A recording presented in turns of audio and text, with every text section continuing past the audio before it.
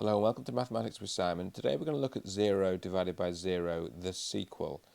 So we've already done a video on 0 divided by 0 and I'll put a link in the description. But this just in from Chris McGowan as a question.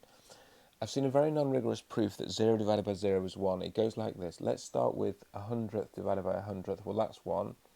Or 1/10,000,000th divided by a 10,000,000th. That's 1.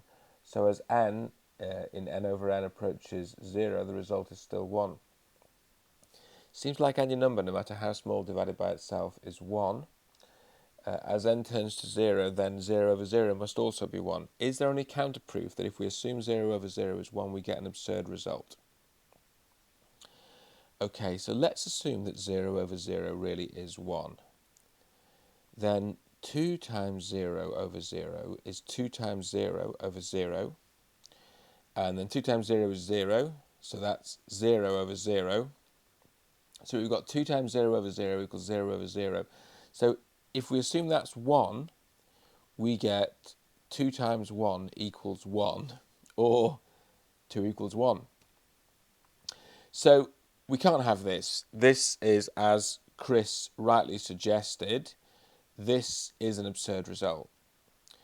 But it is true, what is true is that as n tends to 0, then n over n tends to 1. So we can't ever allow n to get to 0, but as n tends to 0, then n over n tends to 1.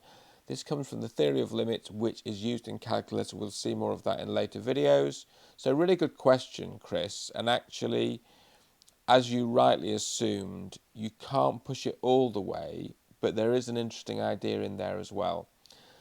Hope you like this. You're very welcome to hit subscribe and notification bell. I'd love to hear more ideas like this or your own ideas. And most of all, I really hope you enjoy your mathematics.